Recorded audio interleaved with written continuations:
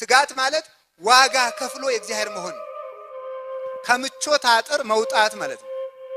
መተኛት የሚፈልግ ስጋን እምቢ ብሎ መጸለይ መቻል ደስታን እምቢ ማለት ነው።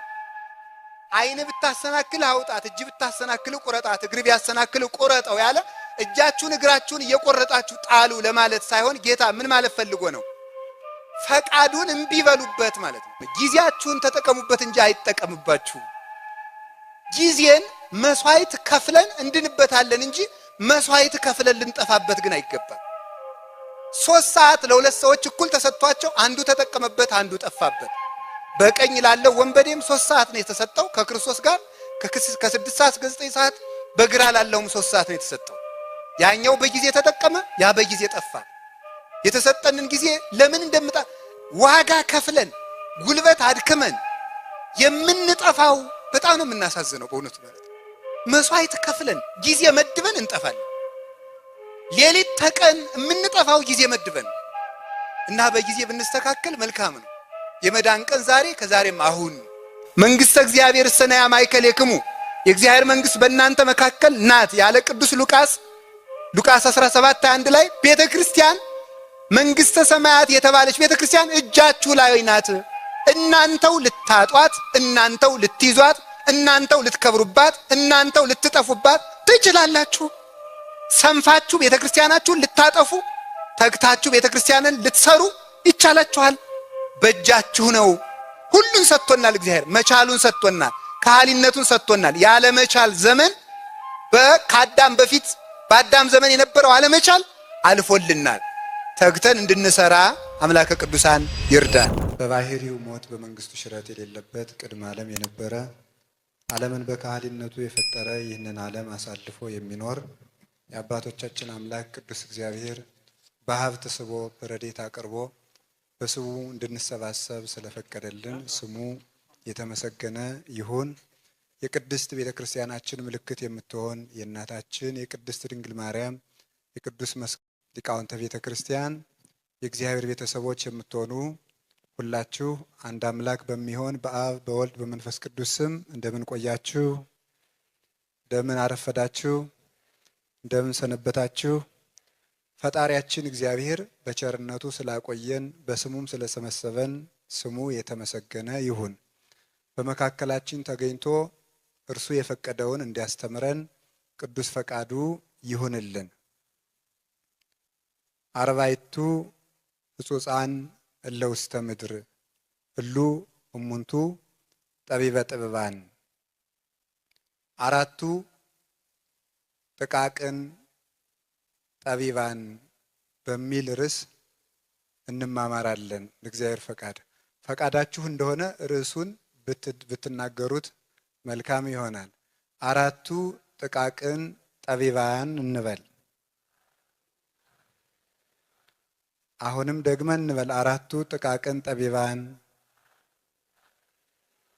3ኛ 4 ጥቃቅን ጠቢባን እንበል። በቅዱስ መጽሐፍ መጽሐፈ ምሳሌ ምዕራፍ 30 ከቁጥር 24 ላይ የምናገኘው ኃይለ ቃል ነው። የግዕዙ መጽሐፍ በተግሳጽ ስለሚከፍለው ምዕራፍ 24 ቁጥር 48 ላይ ያደርገዋል። ሁሉም በዚህ እናገኘዋለን ማለት ነው። መጽሐፈ ምሳሌ ምዕራፍ 30 ቁጥር 24 ላይ ሰሎሞን ወልደ ዳዊት የቅዱስ ዳዊት ልጅ ቅዱስ ሰሎሞን የተናገረው ኃይለ ቃል ነው። ጥበቡን በውስጡ ያሳደረበት ሕያው እግዚአብሔር ነው። ከንስሐ ተመልሶ ከኃጢአት ተመልሶ በንስሐ ለጥበብ ማደሪያነት የጥበብ ማደሪያ መሳፈሪያ ለመሆን የበቃ ቅዱስ ሰው ነው። እግዚአብሔር በቸርነቱ ይህንን ዓለም በጥበብ ስጋዊ በጥበብ መንፈሳዊ እንኖር ዘንድ አእምሮ ጠባይ ሰጥቶናል። እግዚአብሔር ከቸርነቱ የተነሳ ይህንን ዓለም ሳያስተምር አይወቅሰውም። ሳይዘራ የሚያጭድ ዲያብሎስ ነውና እግዚአብሔር ግን ሳይዘራ የማያጭድ ያልበተነውን የማይሰበስብ ሳይናገር ሳያስተምር የማይፈርድ ቸር፣ በእውነት የሚፈርድ ኃያል አምላክ ነው እግዚአብሔር። እንደዚህም ስለሆነ ወደሱ እንደርስ ዘንድ ወደሱ የሚያደርሱንን መምህራን ይሰጣል። እግዚአብሔር ከሰጠን መምህራን መካከል ዋነኞቹ ፍጥረታት ናቸው። አንድ ሰው መጽሐፍ ቅዱስ ተጽፎ ባይደርሰው፣ መጽሐፍ ቅዱስን የሚተረጉም መምህር ባያገኝ፣ ነገር ግን በዚያው መጽሐፍ ቅዱስና መምህር ሳያገኝ ቢሞት ሃይማኖት ባይኖረው እግዚአብሔር ይጠይቀዋል። የሚጠይቀው ለምንድን ነው? መምህር ካልደረሰው መጽሐፍ ቅዱስ ካላገኘ እንዴት ሊፈርድበት ይችላል? እግዚአብሔርንስ እውነተኛ ዳኛነቱን አይቃረንም የሚል ጥያቄ ልንጠይቅ እንችል ይሆናል። ግን እግዚአብሔር ለሰው ልጅ አንደኛ ሕሊናውን መምህር አድርጎ ሰጥቶታል። የሰው ልጅ ዋነኛ መምህሩ ሕሊናው ነው። ማኅቶቱ ለሥጋከ ዓይንከ ውእቱ፣ የሰውነት ብርሃን ዓይንህ ነው። ዓይንህ ብሩህ ከሆነ መላው አካልህ ብሩህ ይሆናል። ዓይን የተባለ አእምሮ ጠባይ ይባላል፣ ወይም ሕሊናዊ ዕውቀት ማለት ነው። ሕሊናዊ ዕውቀት ነው። የሰው ልጅ አዋቂ አድርጎ ስለፈጠረው ደስታውም አለማለቁ፣ ሐዘንም መኖሩ፣ ፈርቶ ሰግቶ መኖሩ፣ ለነገ መጨነቁና ማሰቡ፣ ክብር የሚወድ መሆኑ፣ የሰው ልጅ ዕውቀትን የማይጠግብ መሆኑ፣ ይህ ሁሉ ዕውቀትን የሚሰጥ ደስታን የሚሰጥ ደስታን ላልተጠቀሙበት ግን ሐዘንን የሚሰጥ የሰው ልጅ ሕይወት በእጁ የተያዘ ፈጣሪ መኖሩን ሰው በፍርሃቱ ይመሰክራል። ደስታው ባለመፈጸሙ የመጨረሻ የደስታ ፍጻሜ የሚሆን እግዚአብሔር እንዳለ ይመሰክራል። እስመ በኀቤከ የዐርፍ ነጽሮተ ኩሉ ነባበያን ይላል አረጋዊ መንፈሳዊ። የሚያዩ ዓይኖች ሁሉ አንተን ሲያዩ ያርፋሉ ማለት ነው። የሚያስቡ ልቡናዎች ሁሉ እግዚአብሔርን ሲያውቁ ያርፋሉ። የሚራቡ ልቡናዎች ሁሉ እግዚአብሔርን ሲያዩ ይጠግባሉ። ወእጸግብ በርእየ ስብሐቲከ እግዚኦ እንዳለ ቅዱስ ዳዊት፣ አቤቱ የጌትነትህን ክብር በማየት እጠግባለሁ እንዳለ እግዚአብሔር የመጨረሻውም ደስታ ነው፣ የመጨረሻውም ክብር ነው፣ የመጨረሻውም ዕውቀት ነው። ዕውቀት እግዚአብሔርን በማወቅ ይፈጸማል። እግዚአብሔርን ባለማወቅም ዕውቀት ያልቃል። እግዚአብሔርን ስናውቅ ኖረን እግዚአብሔርን ስናውቅ ዕውቀትን እንጨርሳለን። እግዚአብሔርን አወቅን ብለን እግዚአብሔርን ማወቅ ሲያቅተንም ዕውቀታችን በዚሁ ተገቶ ተወስኖ ይኖራል። ሁልጊዜ ብናውቅም ማወቅ የምንፈልገው እግዚአብሔርን እስከምናገኝ ድረስ ነው። ደስ ቢለንም ደስታችን የማይፈጸመው የደስታ ፍጻሜ የሆነ እግዚአብሔርን እስከምናገኝ ድረስ ነው። ብንከብርም ክብራችን አላስደስተን የሚለው ክብር እግዚአብሔር ስለሆነ ነው። የትኛውም ነገር በእግዚአብሔር ይፈጸማል። ስለዚህ እግዚአብሔር ሰዎችን በአእምሮ ወደሱ እንዲደርሱ አእምሯቸውን መምህር አድርጎ አስቀምጦላቸዋል። ለአእምሯቸው ደግሞ ምግብ የሚሆኑ ደግሞ እንደ መጽሐፉ ነው የሚነበቡት ፍጥረታት ናቸው። የሰው ልጅ ፍጥረታትን እንዲገዛ ተፈጥሯል። ነገር ግን በፍጥረታት ተታሎ ጌታ ሆኖ የተፈጠረው የሰው ልጅ ለባሮቹ ለእባብ ተገዝቶ ስለወደቀ ከዚያ በኋላ ሰው ዕውቀትን ከፍጥረት እንዲማር እግዚአብሔር አድርጎታል። የምትታበይ ከሆነ ከመምህር አልማርም ብለህ የምትታበይ ከሆነ እግዚአብሔር ትዕቢትህን ያርቅልህ ዘንድ ከገብረ ጉንዳን ተማር ብሎ ይልክሃል ይላል ቅዱስ ዮሐንስ አፈወርቅ ሲናገር። ስለ እግዚአብሔር የፈጠረን እንድናውቅና ወደሱ እንድንደርስ ነው። የሚያሳውቀንም በአእምሮ ነው። የምናነባቸው መጻሕፍት ደግሞ ፍጥረታት ናቸው። እግዚአብሔር እንዲያስተምሩን ከፈጠራቸው ፍጥረታት ዛሬ የምናያቸው አራቱን ጥቃቅን ጥበብ ያላቸው ፍጥረታት ናቸው። እነዚህ አንዱም አንዱ የራሳቸው ጥበብ አላቸው። እነዚህን አይተህ ሰው ሁን ነው። እነዚህን መስለ ኑር። በሰውነትህ ብቻህን በቂ ፍጥረት ነበርክ።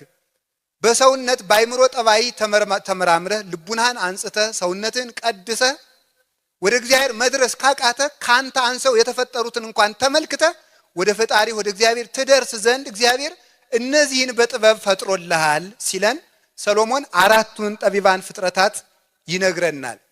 ከነዚህ አራቱ ጠቢባን ፍጥረታት መካከል አንዷ ሰኳይት እለ አልቦሙ ኃይል ወያስተዳልው በማይረር ሲሳዮሙ ይላል። የመጀመሪያው ገብረ ጉንዳን ነው። ገብረ ጉንዳን የመጀመሪያው ጥበበኛ ፍጡር ነው። ጥበቡ ምንድነው ሲባል እዚሁ ጠቢቡ ቅዱስ ሰሎሞን እንደሚነግረን የገብረ ጉንዳን አንዱ ጥበቡ በመከር ጊዜ ተግቶ ምግቡን ይሰበስባል ይላል። ይህ አንዱ ጥበቡ ነው። በመከር ጊዜ ተግቶ ምግቡን ይሰበስባል። ትጋት አለው፣ በጊዜ ደግሞ ምግቡን ይሰበስባል። ይሄ ደግሞ ገብረ ጉንዳን አንዱ ጥበቡ ነው። ይሄ አንዱ ነው።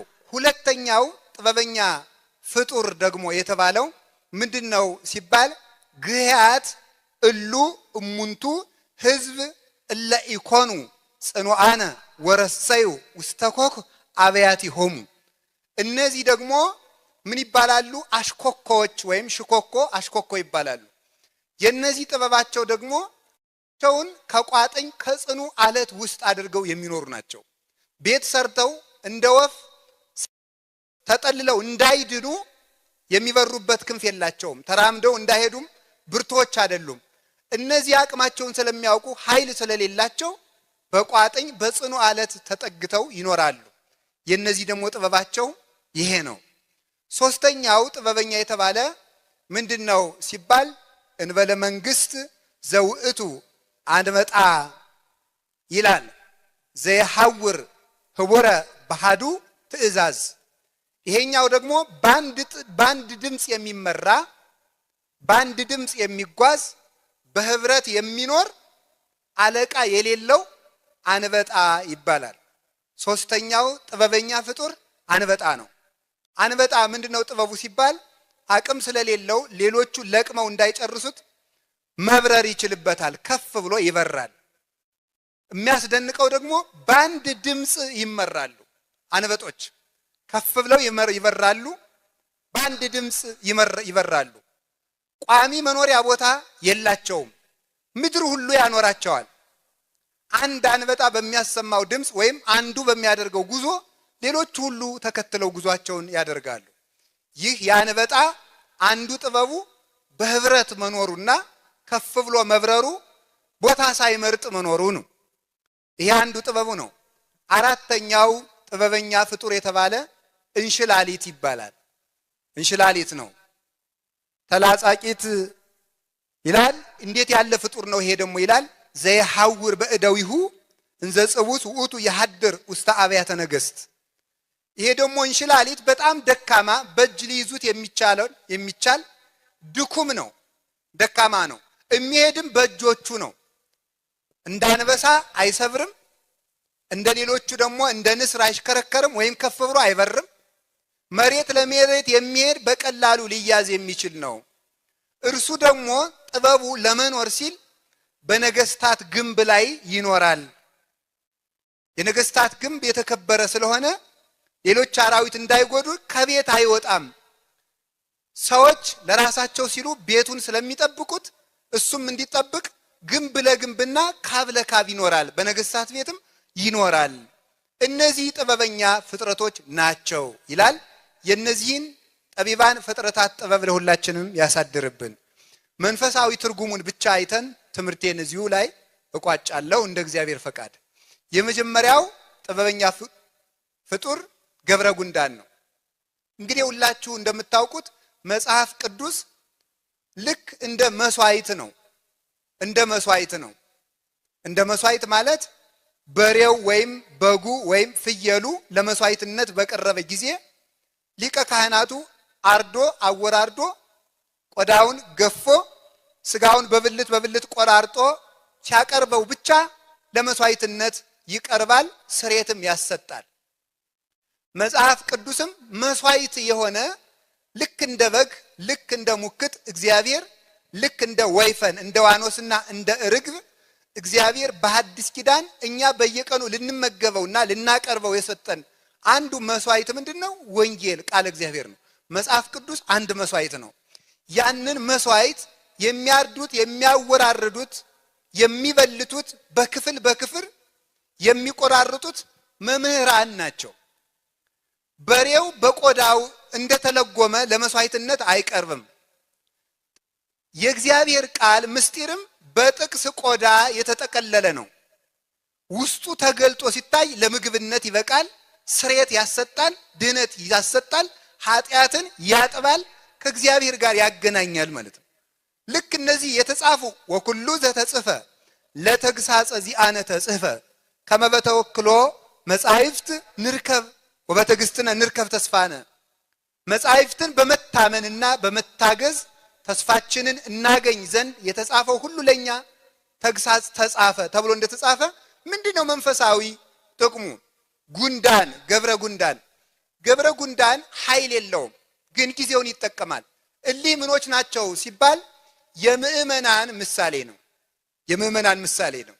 የምእመናንና ወይም ተግተው የሚኖሩ የክርስቲያኖች ምሳሌ ነው። ጉንዳን ጊዜውን ተጠቅሞ ይሰራል። ለምን ሲባል በጋ ነው እህሉን የሚሰበስበው። ክረምት ቢወጣ ውሃ ጎርፍ አጥቦ እንደሚወስደው ስለሚያውቅ በጋ መከሩን ይሰበስባል። ይህ ምን ያመለክታል? ጌታችን መድኃኒታችን ኢየሱስ ክርስቶስ ጊዜያችንን ተጠቅመን እንጸድቅ ዘንድ አዝዞናል ማለት ነው። ጊዜን የሚጸድቁበት ሰዎች ናቸው። ጊዜ የሚያጠፋቸው ሳይሆን ጊዜን የሚድኑበት፣ ጊዜን የሚኖሩበት፣ ጊዜን ምግብ የሚሰበስቡት፣ በጊዜ የሚያውቁበት ማለት ነው። የመክበር ዘመን እንዳለ የመዋረድ ዘመን፣ ስለዚህ ለመዋረድ ዘመን በክብር ዘመን ስራ ሰርቶ ማለፍ ይገባል ማለት ነው። የብርታት ዘመን እንዳለ የመድከም ዘመን አለ። በብርታት ዘመን ለድካም ዘመን ኃይል ሰብስቦ ማስቀመጥ ይገባል ማለት ነው። የጥጋብ ዘመን እንዳለ የረሃብ ዘመን አለ። በጥጋብ ዘመን ለረሃቡ ዘመን ጥሪት ማስቀመጥ ይገባል። የመወደድ ጊዜ አለ። በመወደድ ጊዜ ለመጠላት ጊዜ የሚሆን ጥሪት ማስቀመጥ ይገባል። የማማርም ጊዜ አለ። በማማር ጊዜ ለሚጎሰቁሉበት ጊዜ ጥሪት ማስቀመጥ ይገባል። ጊዜ መዳኛ ነው። እግዚአብሔር ዓለምን በ7 ቀን ነው የፈጠረው። 33 ዓመት ጌታችን መድኃኒታችን ኢየሱስ ክርስቶስ ዓለምን ቀድሶ ያረገበት ዘመን ነው ማለት ነው።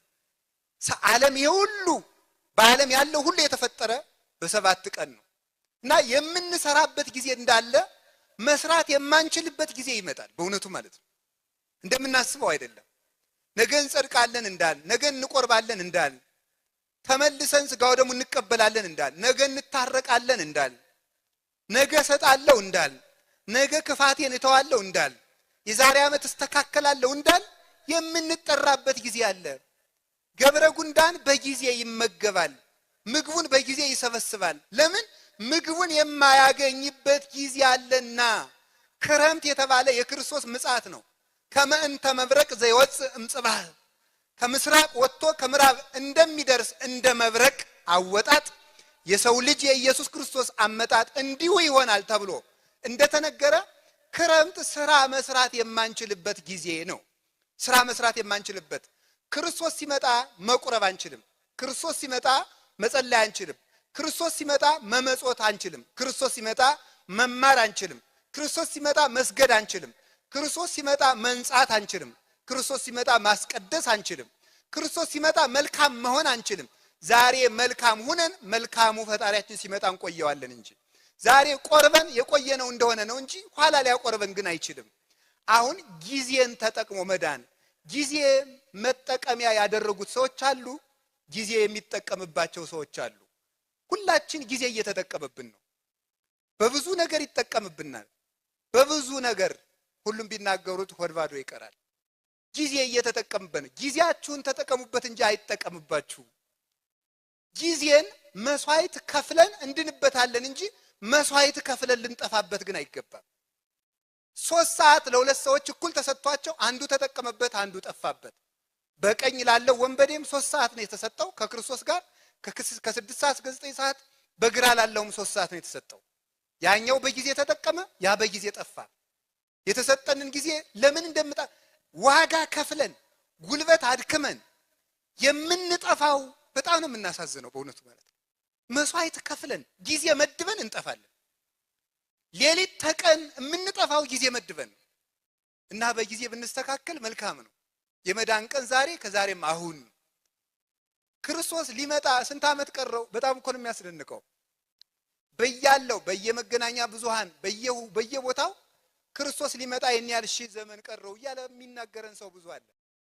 ክርስቶስ ሊመጣ 1 ሚሊዮን ዓመት ቢቀረው ለኛ ምን ያደርግልናል?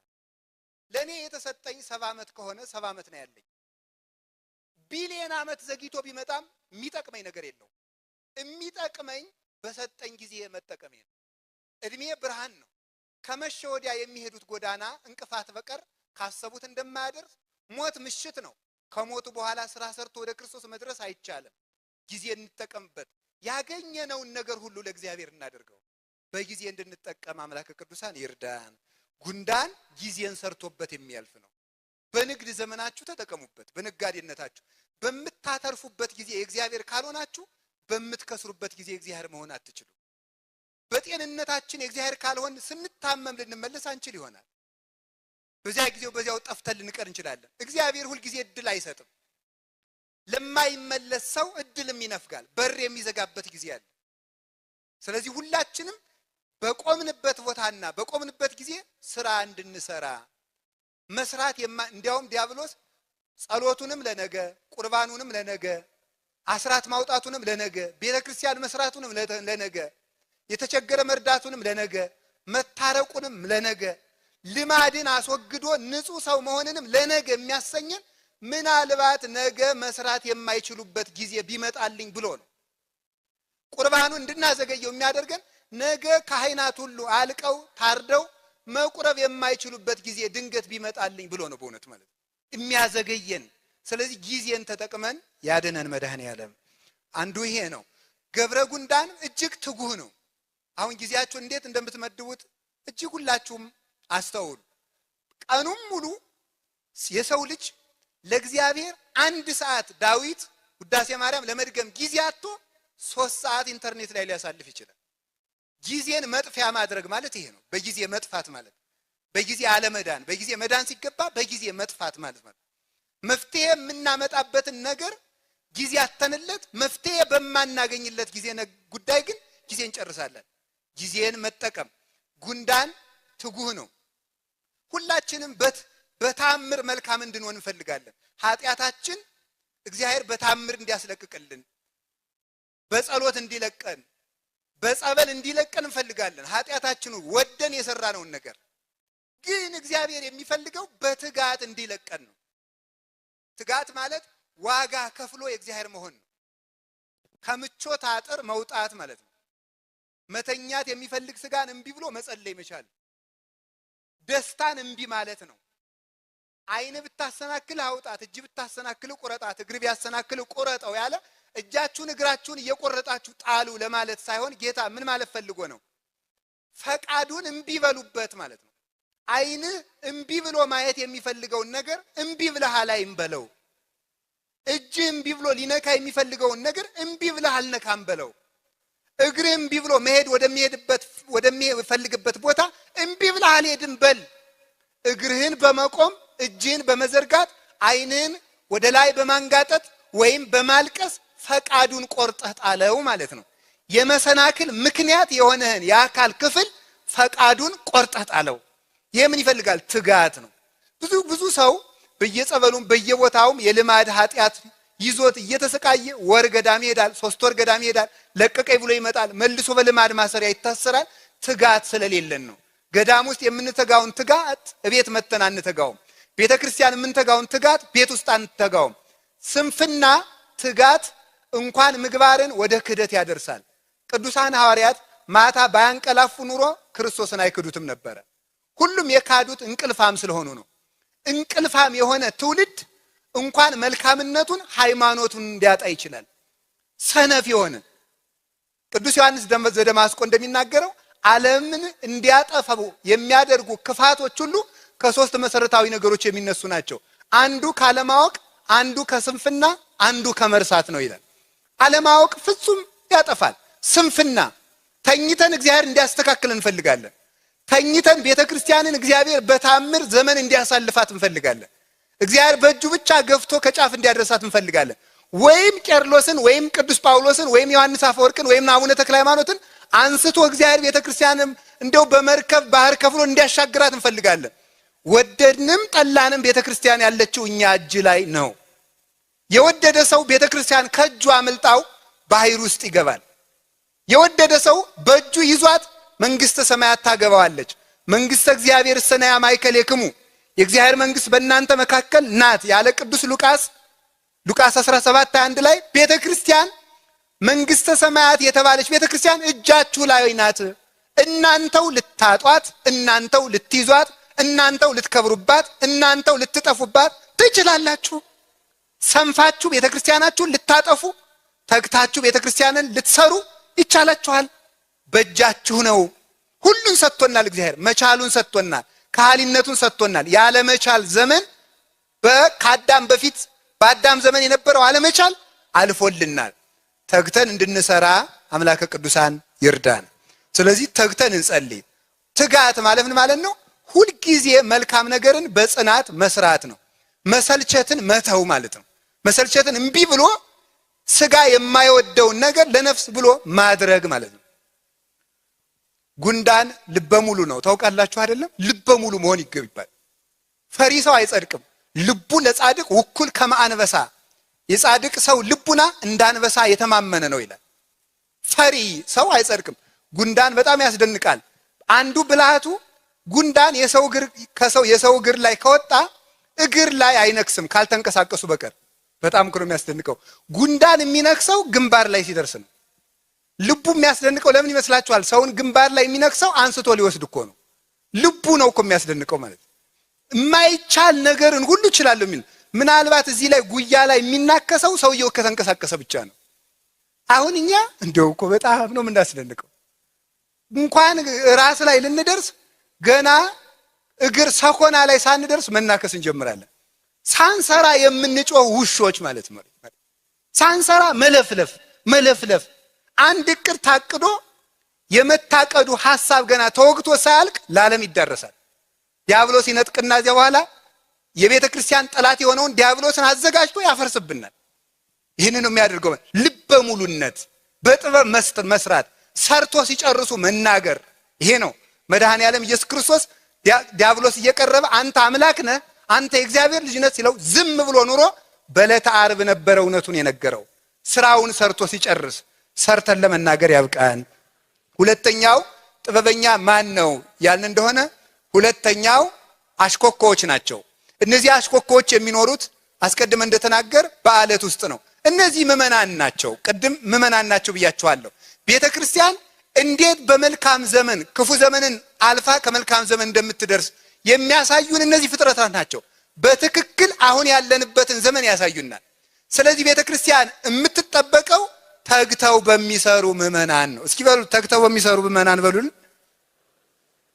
ይሄንን ነው አንዱ።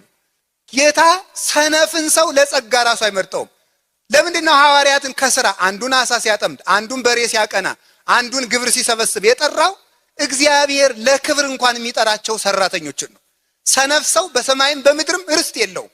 የእንቅልፍ ብዛት የተቦጫጨቀ ልብስ ያስለብሳል ያለ ሰሎሞን ለዚህ ነው። ሰነፍ ሰው በምድርም አይከብርም በሰማይም አይከብርም። ይህን ነው እግዚአብሔር ያድርግ። ሁለተኛ ምኖች ናቸው ሲባል አሽኮኮ የተባሉት አሽኮኮ አቅማቸውን ስለሚያውቁ ምኖች ናቸው? ከአለት ተጠግተው ይኖራሉ። እነዚህ ባይታውያን ናቸው። ባይታውያን ናቸው። አሽኮኮዎች በአለት ተጠግተው ይኖራሉ ማለት በዓት የሚያጸኑ ናቸው። በዓት አጽንተው ይኖራሉ። ከበዓታቸው አይወጡ። ከበዓታቸው የማይወጡ ባይታውያን እንዲያውም አረጋዊ መንፈሳዊ ምን ይላል? ለባይታዊ በዓቱ እሳት ናት ይላል። እሳት እንግዲህ የታውቃላችሁ እሳት ሁለት ነገር ያመጣል። ሶስት ነገር፣ አንደኛው ብርሃን፣ ሁለተኛው ሙቀት፣ ሶስተኛው መዓዛ ነው የሚያመጣው። ዕጣን እሳት ማለት ነው። ለምሳሌ ዕጣኑ መዓዛ ሊወጣው የሚችለው በእሳት ስንጠብሰው ነው። ሁለተኛ ደግሞ እሳት ምን ያደርጋል? ደግሞ ብርሃን ይሰጣል። ሶስተኛ ሙቀት ስላለው ያበስላል። አንድ ባይታዊ ሊበስል የሚችለው ባይታዊ በዓቱ ውስጥ ሲጸና አንደኛ ይበስላል።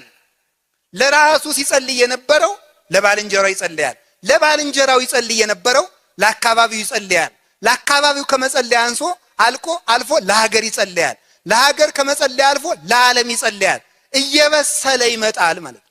ለዕለት እንጀራው ይጸልይ የነበረው፣ ለጤናው ይጸልይ የነበረው፣ ለልብስ ይጸልይ የነበረው ለህብስተ ሕይወት ለክርስቶስ መጸለይ ይጀምራል። እሱን ለማግኘት ይጸልያል። ጤና ስጠኝ ይል የነበረው ለነፍሱ ጤንነት መጸለይ ይጀምራል። ቤት ስጠኝ ይል የነበረው ለሰማይ ቤቱ መጸለይ ይጀምራል። ልብስ ስጠኝ ይል የነበረው ካንተ ልብስነት አታራቁጠኝ ማለት ይጀምራል። ይሄ በሰለ ማለት ነው። መነኩሴን የሚያበስለው በዓቱ ነው። ባሕታውያን የሚበስሉት በበዓታቸው ነው፣ ይበስሉበታል። እሳት መዓዛን እንደሚያመጣ ልክ መነኩሴን በዓቱ በክርስቶስ መዓዛ እንዲጠግብና እንዲኖረው ያደርገዋል። እሳት ብርሃን እንዳለው የመነኩሴ በዓት ደግሞ ባሕታዊውን በክርስቶስ ብርሃን እንዲያበራ ያደርገዋል። ከበዓቱ ጸንቶ ከመኖር የተነሳ እሱ ሳይናገር የክብሩ ብርሃን መናገር ይጀምራል።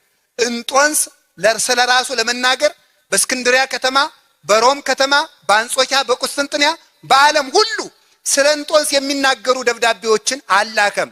ስለ እንጦንስ የሚናገሩ ሰዎችን አላደራጀም። የገዛ ክብሩ ከበረሃ ውሎ ይናገር ነበረ። በአፍላጦንና በአርስቶትል በሶቅራጥስ ፍልስፍና ይሰክሩ የነበሩ ግሪካውያን ሳይቀር ወደ በረሃው ጉያ ውስጥ እንዲመጡና በመነኮሳት ብርሃን እንዲሳቡ ያደረጋቸው ከበዓታቸው መቀመጣቸው ነው። ቤተ ክርስቲያን የምትሻገረው በዓታቸውን አጽንተው በሚኖሩ ባሕታውያን ነው። ነገር ግን ልብ ብላችሁ ስሙ፣ እሳት ግን ይሰለቻል። በዓትም ለባሕታውያን ይሰለቻቸዋል። ሲሰለቻቸውም ወጥቼ ልስበክ ያሰኛቸዋል። ልስበክ ሲሉ በዚያው ውድቀት ይመጣባቸዋል። እግዚአብሔር ከዚህ ይሰውረን፣ የበሰሉ ባሕታውያንን አያሳጣን። አሁን እና ምዕመናን ተግተው ሲሰሩ ባሕታውያን ደግሞ ካለታቸው ተጠግተው ከበዓታቸው ሲጸኑ ብርሃን ያገኛሉ፣ ይበስራሉ። በሳሎች ለክርስቶስ ግድ የሚላቸው ሃይማኖት ብቻ ሲነካ ከበዓታቸው የሚወጡ ቅዱስ እንጦንስ ከበዓቱ ወጥቶ አርዮሳውያን በእስክንድሪያ ከተማ ሲበጠብጡ ሊከራከር ብቻ ይወጣ ነበረ እና የእስክንድሪያ ምዕመናን ከላዩ ላይ ሲሰፍሩበት ተው አባታችን አታዳክሙት፣ አትንጫጩ፣ ድምፅ ቀንሱ ሲሉ የእሱ ደቀ መዛሙርት ተዋቸው፣ እነዚህ የክርስቶስ በጎች ናቸው፣ እንኳን የእነሱን ድምፅ የአጋንንትን ድምፅ ችዬ ኖሬአለሁ እያለ ነበር የሚመልሰው። እንዲህ ያሉ የበሰሉ በክርስቶስ ብርሃን የሰከሩ ልታይ የማይሉ ቤተ ክርስቲያንን ተሰውረው የሚጠብቁ ባሕታውያን ቤተ ክርስቲያንን ያሻግራሉ። ልክ ሽኮኮ አቅሟን ረስታ ከአለቷ ከወጣች አንዷ አንበሳ እንደሚሰብራት ከበዓቱ የሚወጣ ባሕታዊም ለቤተ ክርስቲያን ጥፋት ነው። እሱም ይሰበራል፣ ቤተ ክርስቲያንንም ይሰብራል። እነዚህን ሲሰጠን ቤተ ክርስቲያን መከራውን ሁሉ ታልፋለች። እንዲህ ያሉ አባቶችን ያሉትን ይግለጥልን ይጠብቅልንም ሁሉ እንዲህ ያሉ አባቶችንም አይንሳል። እኛ ሁልዚሁ ላይ አንድ ነገር ልንገራችሁ። መጠጊያውን የሚያውቅ ሰው አሽኮኮ ይባላል። መጠጊያውን የሚያውቅ ከክርስቶስ የሚጠጋ ነው። ይህ አለት ክርስቶስ ነው። ከክርስቶስ የተጠጋ ሰው ክፉ ዘመንን ማለፍ፣ ከክርስቶስ ትምህርት፣ ከክርስቶስ ስም፣ ከክርስቶስ ጥምቀት፣ ከክርስቶስ ቤተ ክርስቲያን፣ ከክርስቶስ ቁርባን የተጠጋ ሰው ያልፋል ማለት ነው። ባያልፍ ቢሞት እንኳን በሞት እንኳ ቢሆን ወደ ክርስቶስ ያልፋል። ክርስቶስ ላለው ሰው ሞት እንኳ ቢሆን ወደ ክርስቶስ መድረሻ መንገድ ነው። ይሄን ነው። ሶስተኛው አንበጣ ነው። አንበጣ ከፍ ብሎ መብረሩ ነው። ከፍ ብሎ መብረር የሚችል ስለሆነ አንበጣ ጥበበኛ ነው። አቅም ስለሌለው ምድር ለምድር ሲሄድ ሌሎች አራዊት እንደሌሉ ሲያስብ በአዝመራ ላይ ይሄዳል። አራዊት ሲመጡ ደግሞ ከፍ ብሎ ይበራል። ከፍ ብሎ የሚኖር ማለት ምንድን ነው? ተስፋ በሚያስቆርጥ ጊዜ ሰማያዊ መንግስትን እያሰቡ የሚጽናኑ ናቸው። እንግዲህ ተመልከቱ፣ አንበጣ አለቃ የለውም። የክርስቲያኖች ተስፋ የሚያደርጉት መንግስታቸው የእግዚአብሔር መንግስት ነው። የእግዚአብሔርን መንግስት ተስፋ የሚያደርጉ ክርስቲያኖች የምድር መንግስትም እንዲቀና ያደርግላቸዋል። ተስፋቸውን በምድር ያደርጉ ክርስቲያኖች ግን የሰማይ መንግስት ሊፈርድላቸው አይችልም። ለምን? ተስፋቸውን ወደ ምድር አድርገውታልና። እኛ ቀና ብለን የተፈጠርነው ከዋክብትን እንድናይና እግዚአብሔርን እንድናስብ ነው፣ ሰማያዊን። ስለዚህ ሰማያዊነት ያላቸው ተስፋቸውም ሰማያዊ ኑሯቸውም ሰማያዊ የሆኑ ብዙ ክርስቲያን ከቤተ ክርስቲያናችን የሚወጣው ለምን ይመስላችኋል? ምድራዊ ጤንነትና ምድራዊ ምግብ፣ ምድራዊ ሰላም፣ ጊዜያዊ መጽናናት ፈልጎ ነው። ሰማያዊ መጽናናት፣ ሰማያዊ ሰላም፣ ሰማያዊ ጤንነት፣ ሰማያዊ አይምሮ ያላቸው ያዩትን እያጡ ያላዩትን የሚከተሉ ምዕመናን እሊህ ምን ይባላሉ? አንበጣ ይባላሉ ማለት ነው። ከፍ ብለን የምንበር ማለት የላይኛውን የምናስብ ማለት ነው። በኢትዮጵያ እንኳን በቤተ ክርስቲያን በታሪክም የተጻፈ ብዙ ነገር እኮ ነው ያለ። አንድ በእኛ ሀገር ንጉሱን አልነግራችሁም ስለማይጠቅማችሁ ደግሞ ይህን ምክንያት አድርገን ደግሞ ለመከፋፈያ እንዳንጠቀምበት ብዬ ነው። እና በአንድ ንጉስ ዘመን የንጉሱ ሰራዊት ሄደው ያንዱን ሰው ሚስቱን ቀምተው ያልሆነ ስራ ይሰሩበታል። ደግሞ ንጉሱን ደግሞ ያኛውን መስፍኑን ደግሞ አስረውታል። አስረው ሰውየውም ጥጋበኛ ነበር። የኔ ሚስት ቤተክርስቲያን ሳትገባ የሌላ ሰው ሚስት እንዳይገባ ብሎ አዋጅ የነገረ ሰው ነበር። እንግዲህ እሷ ተኝታ ባረፈደች ቁጥር ሴቶች ምዕመናን ውጭ ቆመው ይጠብቃሉ ማለት። እሱ እንዲህ ያለ ትዕቢተኛ ስለነበረ ሌላ ንጉስ ነግሶ ምን አደረገው? እሱን አሰረው። እሱ ሲታሰር ደግሞ ሰራዊቱ ሂደው ሚስቱን እንዳልሆነ ሆኑ። ምን አለ ሰውየው? አይ ሚስቴን ሰዋያት አይሉም ጠጁ ቀጠነብኝ ስጋው ጎፈየብኝ አይሉም ቀን የጣለለታ ይደረጋል ሁሉም ብሎ በገና ደረደረ። ተፈታ ሲሉት ምንድነው ያለ? ንስሐ ገብቶ ነው በገና እየደረደረ እስር ቤት ውስጥ። አያችሁ እግዚአብሔር ቸር ነው። በነጻነት ያልተመለሰን ሰው በስራት ይመልሰዋል። ከዚያ በኋላ ምን አደረገ? በገና እየደረደረ ንስሐ ሲገባ ያንን ግፍ የሰሩ ወታደሮችን መብረቅ መቷቸው አደረ። ንጉሱ ግን እንዲህ አድርጎ በገና ደረደረ ብለው ሲነግሯቸው ፍቱት ሲሉ አይ ጃን ሆይ ይታውት ከርሰው ለበለጠ ንጉስ ነግሬያለሁ ብሏቸው ነበር። ከርሰው ለበለጠ ንጉስ ነግሬያለሁ አላቸው። ንስሐ ሲገባ ሚስቱን የተበቀሉ ወታደሮችን መብረቅ መቷቸው አደረ። የምድር ፍርድ ሳይጠብቁ የሰማይ ፍርድ የሚጠብቁ ሰዎች ፍትህ ያገኛሉ። የቤተ ክርስቲያን ፍትህ የሚገኘው ከመድኃኔዓለም ነው። ፍትህ አይምሯችን ሰማያዊ እናድርግ። እነዚህ ናቸው አንበጦች የሚባሉ ማለት ነው። ምድር ላይ በሚያዩት ነገር ተደናብረው ተደናግጠው የማይሸበሩ የማይለያዩ የማይከፋፈሉ ክርስቲያኖች ናቸው አንበጣን ይመስላሉ የተባሉት ማለት። ጥበብ የሚባለው ይሄ ነው። እግዚአብሔር የሰማያዊ አይምሮ ይስጠን። ይሄ አንበጣ ይባላል። ሌላው አንበጣ በጣም የሚደንቅ ነው። ምን ያደርግ ነው? በአንድ ድምጽ ይመራል። አራተኛው ነው የቀረኝ፣ ትምህርቴን እጨርሳለሁ። አራተኛውን ተናግሬ በምን ድምጽ ይመራል አልኩኝ ይሆን? በአንድ ድምጽ የሚመራ ነው። አንድ አንበጣ ከጮኸ በአንድ ድምጽ ይመራል። ለጊዜው ሊቃውንቱ ሲተረጉሙት በእስራኤል መስለውታል። በሙሴ ድምጽ የሚመሩ እስራኤል ማለት ናቸው። በሙሴ ድምጽ የሚመሩ በአንድ ድምጽ የሚመሩ ማለት ምን ማለት ነው? መሪያቸውን የሚሰሙ ክርስቲያኖች ያስፈልጋሉ። በቅዱስ ሲኖዶስና በቤተ ክርስቲያን ድምጽ የሚመሩ ክርስቲያኖች ናቸው። እንደዚህ የክርስቶስ ቃል የሚመራቸው። አሁን እኮ የቀረን እኮ እየራሳችን ተከፋፍለን ሲኖዶስ ማቋቋም ነው የቀረን። እያንዳንዱ ክርስቲያን አንዳንድ ሲኖዶስ አክሏል በእውነቱ ማለት ነው። አንዱ አንዱን ሲተች፣ አንዱ ራሱ ሲፈርድ ሲተች። እንደው እኮ እናንተ እኮ ሲያሻችሁ የፍትሐ ነገሥት ሊቃውንት ትሆናላችሁ፣ ሲያሻችሁ የመጽሐፍ ቅዱስ ሊቅ ትሆናላችሁ፣ ሲያሻችሁ ፓትርያርክ መሆን ያምራችኋል። ማትሆኑት እኮ የላችሁም እናንተ በእውነቱ ማለት ነው።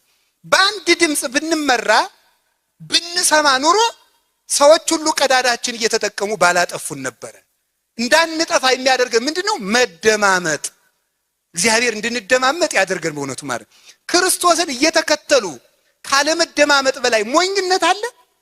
የአንድ ድሃ ድምጽ የአንዲት ድሃ ሴት ብሶት ለመስማት በቀትር ጊዜ ከውሃ ጉድጓድ የተቀመጠ ክርስቶስን አመልካለሁ የሚል ክርስቲያን የሚመራውን አባት እንዳለመስማት ያለ ጅልነት የለም። ስለዚህ አንበጣ ከመሪው ይገኛል። ከአባቶቻችን ስር እግዚአብሔር አያጥፋን። በቤተ ክርስቲያን ድምጽ እንመራ እንጂ በየራሳችን እንዳንመራም እግዚአብሔር ይጠብቀን። አንበጣ ተመስጦ ያላቸው ክርስቲያኖች ምሳሌ ነው። ሲጸልዩ የሚመሰጡ፣ ሲያስቀድሱ የሚመሰጡ፣ ሲቆርቡ የሚመሰጡ። ሰይጣን ከቤተ ክርስቲያን ማጥፋት ሲፈልግ ተመስጧችንን ይነጥቀናል፣ እንዳንመሰጥ ያደርገናል። የእግዚአብሔርን ቸርነት እንዳናስብ ያደርገናል። አንዲት ሴት ከአንድ መነኩሴ ፊት ሂዳ እንዲህ አለችው፣ እባክህን እየኝ አለችው። አያት። እባክህን እየኝ አለችው። አያት። እባክህን ደህና አድርገህ ተመልከተኝ አለችው። አያት። መልሶ አንገቱን ደፋ። ምን ነው አላምርም እንዴ አለችው። መልካም ነሽ፣ እግዚአብሔር ግን ካንቺ ይልቅ መልካም ነው አላት። በእውነቱ ማለት ነው አሻግሮ የሚያይ ሰው ነበር። በክርስቶስ ውበትና በእግዚአብሔር መልካምነት የተመሰጠው ሰው ዓለምን መጥላት ይችላል። ተዘክሮተ እግዚአብሔር የያዘው ሰው ዓለምን ከማሰብ ይድናል እና ተመስጦ ያላቸው ክርስቲያኖች፣ ሰማያዊ ሕሊና ያላቸው ክርስቲያኖች በመንደር መባላትን አቁመው በሰማይ ርስታቸው አንድ መሆን የሚችሉ በአንድ ድምፅ በክርስቶስ ትእዛዝና በቅድስት ቤተክርስቲያን ቃል አንዱ ነው የሚጓዙ ምዕመናን እሊህ ምን ይባላሉ? አንድ ክርስቲያን። እለ ያሐውሩ በአሐዱ ትእዛዝ። አንበጣ በአንድ ትእዛዝ በአንድ ላይ ይሄዳል። በቤተ ክርስቲያን ትእዛዝ በአንድ ላይ የቆመ ክርስቲያን ዲያብሎስ ገፍቶ ሊጥለው አይችልም። እግዚአብሔር የቤተ ክርስቲያንን አንድነት ይጠብቅልን። የመጨረሻው እንሽላሊት ነው። እንሽላሊት የሚባለው ይሄ እንግዲህ በእጅ የሚያዝ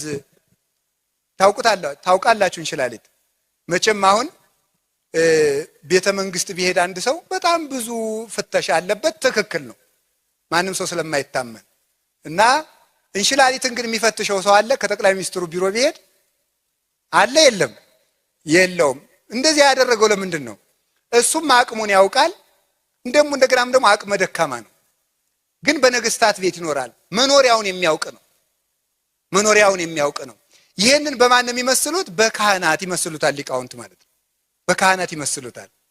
ያ እንሽላሊቱ የሚኖርባት ግንብ የተባለች ምናል አያችሁ፣ ቤተ መንግስቱ በጣም የሚጠበቅ ቦታ ነው። እንሽላሊት ከቤተ መንግስት አካባቢ ካለ የሚያጠፋው የለም።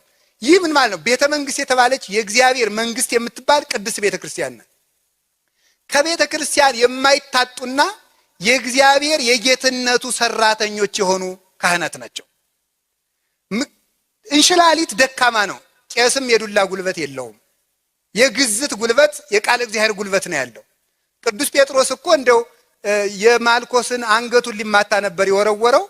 አዳ ሊቃውን ሲተረጉሙ የካህን ጆሮ የካህን እጅ ለቡራኬ እንጂ ለዱላ አይፈጥንምና ለአንገት ያለው ለጆሮ ሆነበት ይላሉ ሊቃውንቱ ማለት ነው። ለጆሮ አላከውም ነበር። ወዘኢያፈጥን ዲሁ ለዘቢጥ የተባለ በእደ ቃላቸው የሚያስተምሩ በኃይለ ስልጣናቸው የሚባርኩ ከክርስቶስ ቤተ ክርስቲያን ተግተው የሚሰሩ ካህናት ናቸው። ካህን የተናቀ ነው፣ ግን በእግዚአብሔር መንግስት የሚኖር ነውና ክብር ይገባዋል። ይህ ግን ጥበብ ካለው፣ ይህ ግን የሚከበረው ከቤተ መንግስቱ ካልወጣ ነው ማለት ቤተ ክርስቲያንን እንደ ቤተ ክርስቲያንነቷ ጠብቆ የሚያኖር ካህን ጉልበት ባይኖረውም የተናቀ ቢሆንም በዚህ ዓለም ባይከብርም የእግዚአብሔርን መንግስት ስላከበረ እሱ ህዝቡን አክብሮ ይኖራል። አባ ጊዮርጊስ ዘጋስጫ አንዲት ንግስት መጣ፣ እኔ ንግስት ስለሆንኩ ከቤት የመጣ አቁርበኝ ብትለው አንቺ ንግስት ብትሆኝ የክርስቶስ ስጋ ንጉሰ ነገስት ነው ነበር ያላት ማለት ነው። እንዲህ ብሎ መልሶላታል ማለት እሱ መጥቶ አንቺ መጥተሽ ትቆርቢያለሽ፣ አንቺን ባርክ፣ አንቺ በሚታይ ሰንሰለት ታስሪናለሽ፣ እኛ በማታዩ ሰንሰለት በክህነት እናስርሻለን ብሎ ነበር የመለሰላት። እንዲህ ቤተ ክርስቲያንን የሚያስከብሩ የክርስቶስን ክብር የሚገልጡ ክርስቶስ የሚታይባቸው የጌትነቱ አገልጋዮች የእግዚአብሔር የመንግስቱ ሰራተኞች የሚሆኑ ካህናት እሊህ ጠቢባን ይባላሉ። እነዚህ ጠቢባን ቤተ ክርስቲያንን ይጠብቋታል። ቤተ ክርስቲያን የእግዚአብሔር መንግስት ናት። ከቤተ መንግስቱ ወጥቶ በየሜዳው የሚገኝ ንጉስ እንደማይከበር ከእግዚአብሔር መንግስት ከቤተ ክርስቲያን የወጣ ካህን ከቤተ ክርስቲያን የሚታጣ ለቤተ ክርስቲያን ክብር የማይሆን ካህንም እግዚአብሔርም ክህነቱንም ይቀማዋል፣ ክብሩንም። ወእነሳ ተመልከቱ መብራትህን መቅረዝህን አጠፋታለሁ ነበር ያለው። ክህነትህን እነጥቀዋለሁ ማለት በክህነትህ እንዳትደመጥበት አድርጋለሁ፣ እንዳትፈራ አድርጋለሁ ማለት ነው። ለአንድ ካህን 3 ጸጋ አለው፣ መፈራት፣ መከበር፣ መታፈር።